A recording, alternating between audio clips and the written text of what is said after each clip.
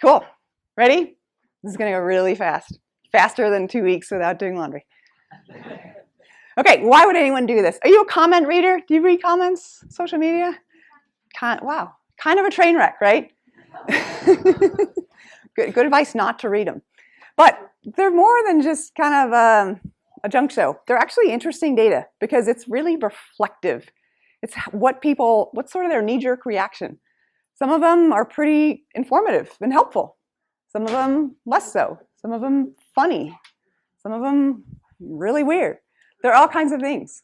My challenge was to try to figure out if there's a way to make sense of this and if it can tell us anything about how we talk about climate change. So the good, the bad, and the totally weird.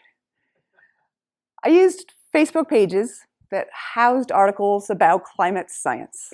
I picked a range of pages because they got their different little niche audiences.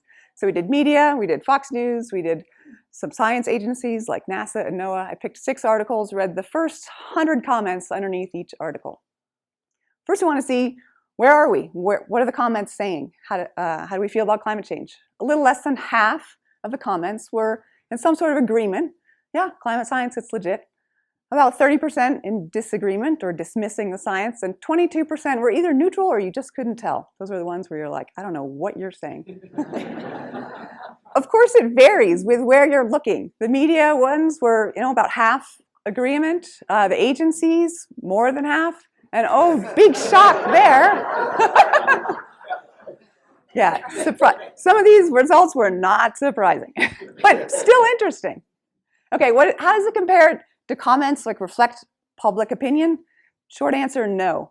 Agreement side is about the same. The red and the yellow sides are not the same. A much stronger voice of disagreement than we have in our public opinion, and a much smaller voice of uncertainty. That's interesting, right? So it's more polarized in the comments. You probably suspected that. What kind of posts do we have? These bars are just for the people that are commenting in favor that we agree about climate science. Most of them are persuasive. Yeah, you're trying to convince someone. They're sharing information. They're putting in a link.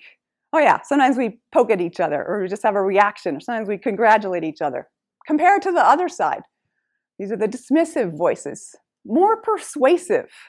After persuasive, the next most common tactic is to attack somebody in the conversation. Oh, dude, that's not nice.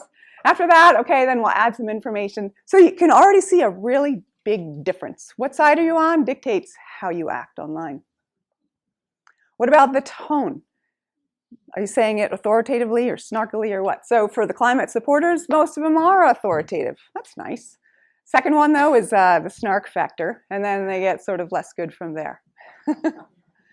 How do you think it'll be with the other side? Oh, look at that insulting and angry score. It's interesting. So they're not too different at the top 2, and they get very different at the bottom 2. Twice as likely to be insulting or angry. The place where the pro-science side loses is on the snark factor. That's not surprising. I'm guilty of that. This is interesting. Not every post is mean. Some of them are nice. You say, hey, that was cool. I like that. I agree. That was only done by one side. Only done by the side that's agreeing with climate science. So a really different tactic in terms of how we engage, supporting each other or putting our energy into attacking each other.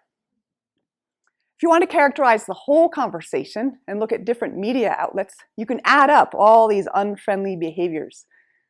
The vitriol index. I just love that. So it's a summary. It wraps your head around the tone, the heat of the whole conversation. Ready?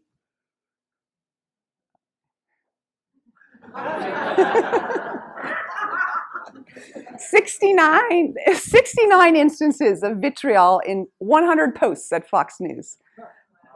Wow. Oh, man. Okay. So, and it's fairly divided amongst all the others, but that's pretty interesting. That's a pretty hot conversation. Here's what's even more interesting. This isn't because of disagreement. This audience, by and large, agrees with itself, yet they're still vitriolic. So it's not always about disagreement. This is an echo chamber. This is where we're talking to ourselves, but not productively and not nicely. We kind of suspected that. Now look, data. Okay, how do we, what about who's contributing more? Here's other evidence of echo chambers. So the red bars are by the science dismissers, the green bars, the science supporters. Whoever's on their home turf tends to be a little nastier.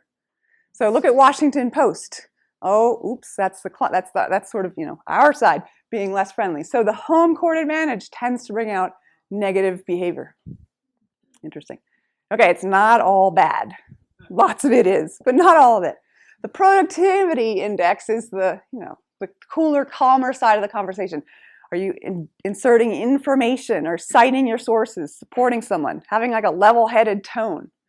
The symbol for that is this tall, refreshing glass of iced tea. Look at the science agency pages. They really stand out strongly. These topics, again, it's not about agreement, disagreement. It's about how are we talking about it? More information, more level-headed, more backing up what we're saying. Look at the little shot glass that Fox News gets. Not a lot of iced tea. What are we talking about? We're talking about science, but the folks who dismiss climate science talk about science more than the other side. Why is that? That really annoys me, I'll just say, because their issue is not with the science, it's with the policy. But why not talk about the policy? They would rather talk about the science and try to tear it down. These arguments, I'm an earth scientist, these arguments misrepresent earth science. They try to portray science as that there's some sort of flaws in it. And only one of these popular arguments is actually on topic, which is something we really need to talk about, which is the policy behind climate change. So it can be an ugly conversation, but it's super important. We should talk about it, but maybe not in a way that distorts it. We should focus on the actual issue of climate policy.